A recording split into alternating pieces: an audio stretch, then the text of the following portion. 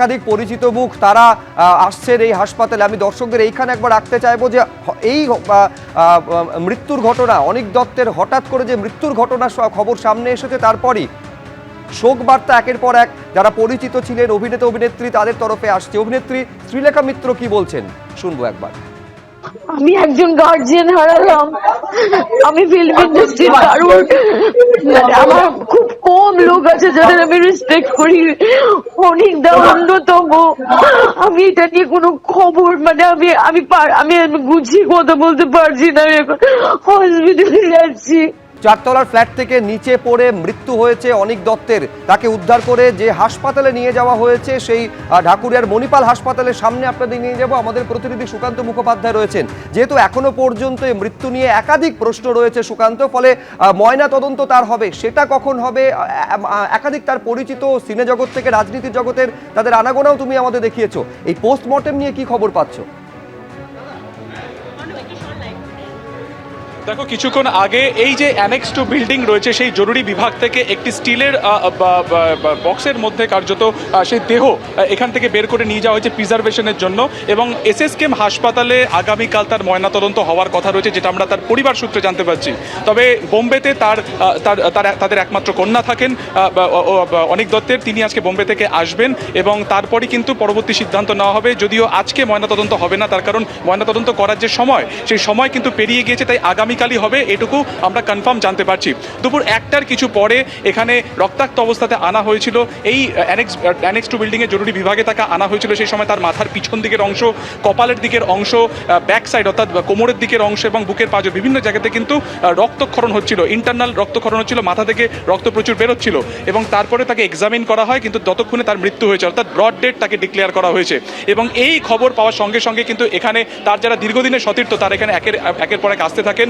আর শতরূপ ঘোষ থেকে আরম্ভ করে দীপশিতা ধরের মতো রাজনৈতিক ব্যক্তিত্ব যেমন আসতে থাকেন। কিছুক্ষণ আগে এখানে নবনির্বাচিত বিধায়ক রুদ্রনীল ঘোষ তিনিও আসেন, শ্রীলেখা মিত্র তিনিও আসেন। কিছুক্ষণ আগে আমরা দেখলাম যে ডিসি ইএসডি তিনি ডিসি এসিডি তিনি নিজে ঘটনাস্থলে এসেছেন। আরেকবার দেখাবো আবির চট্টোপাধ্যায়, তিনি কিন্তু ইতিমধ্যে প্রবেশ করলেন। একের পর এক সিনেমাতে তিনি এদের সাথে কাজ করেছেন, এখানে এসেছেন।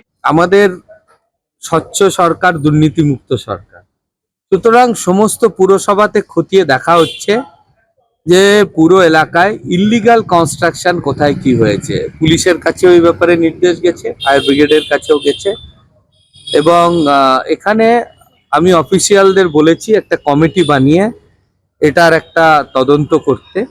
যা জলাজমি ভরাট করে বাড়ি হয়েছে বা কোনো কনস্ট্রাকশন হয়েছে সেটারও পূর্ণাঙ্গ তদন্ত করা হবে, এবং সেটা করে যে আইন রয়েছে সেই আইন মোতাবেক কেউ যদি জলাজমি ভরাট করেন তাহলে তাকে ততটা জলাজমি তৈরি করে দিতে হয় পরিবেশ রক্ষার জন্য। এটা না করলে এটা কিন্তু পানিশেবল অফেন্স। সুতরাং আমরা তারও একটা তালিকা তৈরি করছি, এবং এই পুরসভার বাসিন্দাদের কাছে এটাও আমার অনুরোধ যে আপনারাও আপনাদের নজরে থাকলে নিশ্চয়ই জানাবেন। এই রিপোর্টটা তৈরি হয়ে গেলে আগামী পদক্ষেপ নেওয়া হবে। বেআইনি বাড়ি ও জলাভূমি ভরাটের অভিযোগ পেলে কড়া পদক্ষেপ নেওয়ার হুঁশিয়ারি দিলেন দমদম উত্তরের বিজেপি বিধায়ক সৌরভ শিকদার। এলাকায় কত বেআইনি বাড়ি আর কতগুলি জলাভূমি ভরাট হয়েছে তার হিসেবও চাইলেন সাধারণ মানুষের কাছ থেকে। আমাদের স্বচ্ছ সরকার, দুর্নীতিমুক্ত সরকার, সুতরাং সমস্ত পুরসভাতে খতিয়ে দেখা হচ্ছে যে পুরো এলাকায় ইল্লিগাল কনস্ট্রাকশন কোথায় কি হয়েছে। পুলিশের কাছে ওই ব্যাপারে নির্দেশ গেছে, ফায়ার ব্রিগেডের কাছেও গেছে, এবং এখানে আমি অফিসিয়ালদের বলেছি একটা কমিটি বানিয়ে এটার একটা তদন্ত করতে। যা জলাজমি ভরাট করে বাড়ি হয়েছে বা কোনো কনস্ট্রাকশন হয়েছে সেটারও পূর্ণাঙ্গ তদন্ত করা হবে, এবং সেটা করে যে আইন রয়েছে সেই আইন মোতাবেক কেউ যদি জলাজমি ভরাট করেন তাহলে তাকে ততটা জলাজমি তৈরি করে দিতে হয় পরিবেশ রক্ষার জন্য। এটা না করলে এটা কিন্তু পানিশেবল অফেন্স। সুতরাং আমরা তারও একটা তালিকা তৈরি করছি, এবং এই পুরসভার বাসিন্দাদের কাছে এটাও আমার অনুরোধ যে আপনারাও আপনাদের নজরে থাকলে নিশ্চয়ই জানাবেন। এই রিপোর্টটা তৈরি হয়ে গেলে আগামী পদক্ষেপ নেওয়া হবে। এই যে ছবি আপনারা দেখতে পাচ্ছেন, এটা হচ্ছে তৃণমূল নেতার পাটক্ষেত, যে পাটক্ষেতের মাটি খুঁড়তে বস্তা বস্তা টাকা বেরিয়ে এসেছে। এরকম 5 বস্তা ভর্তি টাকার বস্তা উদ্ধার করেছে পুলিশ। তৃণমূল নেতার পাটক্ষেত খুঁড়তে এরকম বস্তা বস্তা টাকা উদ্ধার হয়েছে। এখন এই টাকার পরিমাণ কত তার গোনা শুরু হয়েছে। মাটি খুঁড়তে বেরিয়ে এলো টাকা ভর্তি বস্তা, ট্রলি ব্যাগ। বাদুরিয়ায় তৃণমূলের পুরপ্রধানের যে চাষের জমি, সেখানে টাকার পাহাড় উদ্ধার হলো। মাটি খুঁড়তে বেরিয়ে এলো ট্রলি ব্যাগ এবং 5 বস্তা ভর্তি টাকা। এই টাকা গোনার জন্য এবার কাউন্টিং মেশিন নিয়ে আসা হয়েছে, অর্থাৎ টাকা গোনার কাজটা এইবারে শুরু হবে। কথা বলবো, সমীরণ পাল আমাদের প্রতিনিধি এই মুহূর্তে রয়েছেন। সমীরণ, কোথা থেকে কিভাবে বিপুল পরিমাণে টাকা উদ্ধার হলো? এই কম্পিউটার সেন্টার থেকে গতকালকে 80 লক্ষ টাকা উদ্ধার হয়েছিল। তার পাশাপাশি ত্রাণের 4,500 ত্রিপল উদ্ধার হয়েছিল। ঠিক সেখানেই এলাকার বাসিন্দারা বারবার অভিযোগ করছিল যে তৃণমূল পরিচালিত পুরসভার পুরপ্রধান দীপঙ্কর ভট্টাচার্য আবাসে ব্যাপকভাবে দুর্নীতি করেছেন এবং তার কাছে কোটি কোটি টাকা তিনি আত্মসাৎ করেছেন। সুতরাং 80 লক্ষ টাকা উদ্ধারের পর তাদের দাবি ছিল যে সেখানে আরো পরিমাণ টাকা মজুদ রয়েছে। সেই মতো ওই কম্পিউটার সেন্টারের পেছনে আজকে তল্লাশি চালানো হয় দুপুরবেলা। সেখানে তল্লাশি চালিয়ে মাটি খুঁড়ে বাটুলডাঙ্গা এলাকায় সেই পাটক্ষেতের ভেতর থেকে মাটি খুঁড়ে 5টি টাকা ভর্তি বস্তা উদ্ধার হয়েছে। সেই বস্তাগুলো নিয়ে যাওয়া হয়েছে, এখন গোনা প্রক্রিয়া চলছে। বিপুল পরিমাণ টাকা আছে বলে মনে করা হচ্ছে। টাকাগুলো গোনা না হওয়া পর্যন্ত মোট কত পরিমাণ টাকা সেটা এখনো পর্যন্ত জানা যায়নি। তবে যেটা দীপঙ্কর ভট্টাচার্যের বিরুদ্ধে অভিযোগ, যে আবাসে দুর্নীতি হয়েছিল বাদুরিয়া পুরসভায় গত কয়েক বছর ধরে, এই নিয়ে বিরোধীরা সরব হয়েছিলেন, এলাকার বাসিন্দারা সরব হয়েছিলেন যে গরিব মানুষের টাকা জোর করে নেওয়া হয়েছিল ঘর পাইয়ে দেওয়ার নাম করে। সেই দুর্নীতির টাকায় তিনি এভাবে নিজের কম্পিউটার সেন্টার এবং ওই সেন্টারের পেছনে বাটুলডাঙ্গা এলাকায় পাটক্ষেতে বস্তা ভর্তি করে মজুদ রেখেছিলেন। যেহেতু গতকালকে টাকা বিপুল পরিমাণ 80 লক্ষ টাকা উদ্ধার হয়েছিল, সেই কারণে আরো টাকা এরা সরিয়ে দেওয়ার জন্যই বস্তা ভর্তি করে মাটিতে পুঁতে রেখেছিল এমনটাই মনে করা হচ্ছে। দীপঙ্কর ভট্টাচার্যকে এই বিষয়ে জেরা করা হবে। ইতিমধ্যেই তাকে 6 দিনের পুলিশ হেফাজত পেয়েছে বাদুরিয়া থানার পুলিশ। গতকাল থেকে টানা জিজ্ঞাসাবাদ করা হচ্ছে যে 80 লক্ষ টাকা যেটা তার কম্পিউটার সেন্টার থেকে উদ্ধার হয়েছিল তার উৎস কি, এবং তার পাশাপাশি আজকে নতুন করে বাটুলডাঙ্গা এলাকায় যে পাটক্ষেত থেকে যে টাকা উদ্ধার হলো বস্তা ভর্তি টাকা, তারই উৎস কি সেটা জানার চেষ্টা করে। তবে এই মুহূর্তে পুলিশ যেটা জানার চেষ্টা করছে যে 5 বস্তা যে টাকা তার পরিমাণ কত, তার জন্য টাকা গণনার মেশিন নিয়ে আসা হচ্ছে। আর কিছুক্ষণের মধ্যে গণনা প্রক্রিয়া শুরু হবে এবং তখনই জানা যাবে যে এই টাকার পরিমাণ কত। শুভজিৎ, সমীরণ, তুমি আমাদের সঙ্গে থাকো। গতকাল আপনারা জানেন যে বাদুরিয়া পুরসভার যিনি তৃণমূলের পুরপ্রধান, তার যে কম্পিউটার সেন্টার, সেখান থেকে নগদে 80 লক্ষ টাকা উদ্ধার হয়েছিল এবং প্রায় 4,500 ত্রাণের ত্রিপল উদ্ধার হয়েছিল। তারপর তাকে পুলিশ নিজেদের হেফাজতে নেয় 6 দিনের জন্য। তাকে জিজ্ঞাসাবাদ করে এই পাট ক্ষেতের হদিশ পাওয়া যায়। এই পাট ক্ষেতের মাটি খুঁড়তে উদ্ধার হয়েছে 5 বস্তা ভর্তি টাকা। সেই টাকা গোনার কাজ এবারে শুরু হয়েছে।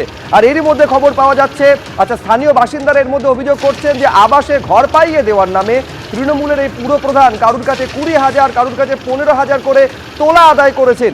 এই টাকা কি সেই টাকা, তা নিয়ে রীতিমতন পুলিশ তদন্ত করছে। পুলিশের পাশাপাশি তৎপরতা কিন্তু ইডির তরফেও শুরু হয়েছে। আমি সেই নিয়ে আরো বিস্তারিত জানবো। আমাদের আরেক প্রতিনিধি আবির দত্ত এই মুহূর্তে আমাদের সঙ্গে রয়েছেন। খোঁজ খবর শুরু করছে ইডি। আবির, দেখো, একেবারেই ইডির তরফ থেকে কিন্তু খোঁজ নেওয়ার প্রক্রিয়া শুরু করা হয়েছে। তার কারণ, যে ঘটনা সামনে এসছে যে দীপঙ্কর ভট্টাচার্য তিনি তার বাড়ি থেকে, তার কম্পিউটারের সেন্টার থেকে, সেখান থেকে প্রায় 80 লক্ষ টাকা গতকাল উদ্ধার হওয়ার পরে তাকে হেফাজতে ইতিমধ্যে পেয়েছে জানা যাচ্ছে। এবং 6 দিনের হেফাজতে পাওয়ার পর ইতিমধ্যে যেটা খবর, যে তার পাট ক্ষেত, সেখানেও থেকেও মাটি খুঁড়ে 5 বস্তা পাওয়া গিয়েছে, যেখানে টাকা রয়েছে বলে জানা যাচ্ছে পুলিশ সূত্রে। এখন যেটা বিষয় সেটা হচ্ছে যে এত টাকা সেখানে এইভাবে রাখা হয়েছিল কেন, এবং এত টাকা এইভাবে গোপনীয়তার সাথে রাখা হচ্ছিল, তার পেছনে অন্য কোনো ইন্ধন থাকতে পারে। এবং এই যে টাকা, সেটা পুরোপুরি লিকুইড মানি। এবং এই বিষয়গুলো জানার জন্য ইডির তরফ থেকে পুলিশের সঙ্গে যোগাযোগের প্রক্রিয়া ইতিমধ্যে শুরু করা হচ্ছে, এমনটাই জানা যাচ্ছে ইডি সূত্র থেকে। আবির, ধন্যবাদ। এইবারে এই যে টাকা উদ্ধার হয়েছে 5টি বস্তা ভর্তি একেবারে টাকা, সেই টাকা পরিমাণ কত, সেই অঙ্কে টাকা কি কোটি ছাড়িয়ে যেতে পারে, সেটার জন্য এবার টাকা গোনার কাজ শুরু হয়েছে। Counting, vending, cash counting machine, সেইগুলো নিয়ে আসা হয়েছে। এবার টাকা গোনার যন্ত্র দিয়ে এই টাকা গোনার কাজ শুরু হয়েছে।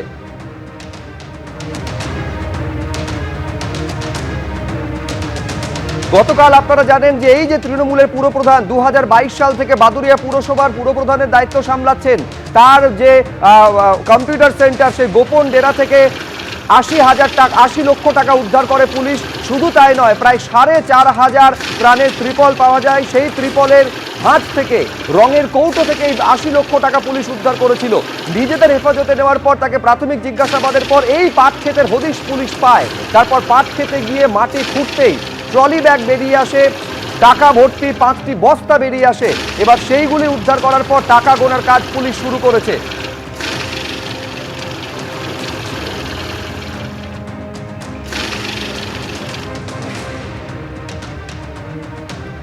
এই হচ্ছে সেই ট্রলি ব্যাগের ছবি আপনারা দেখতে পাচ্ছেন, মাটির নিচে লুকোনো ছিল এবং 5টি বস্তা উদ্ধার হয়েছে, যার মধ্যে টাকা ঠাসা রয়েছে।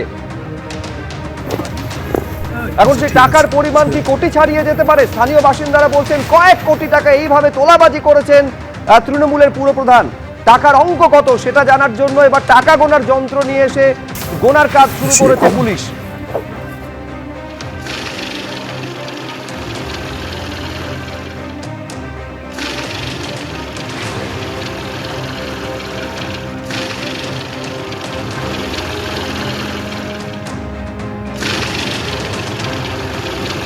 এই যে 5 বস্তা ভর্তি টাকা উদ্ধার হয়েছে, কোন কারেন্সি রয়েছে, কত টাকার নোট রয়েছে, সেইগুলো এখনো পর্যন্ত জানা যাচ্ছে না। ফলে টাকার অঙ্কটা কত সেইটাতে বিপুল হবে সে নিয়ে কোনো সন্দেহ নেই, কিন্তু অঙ্কটা কত তা নিয়ে প্রশ্ন তৈরি হয়েছে। টাকা গোনার কাজ শুরু করেছে পুলিশ।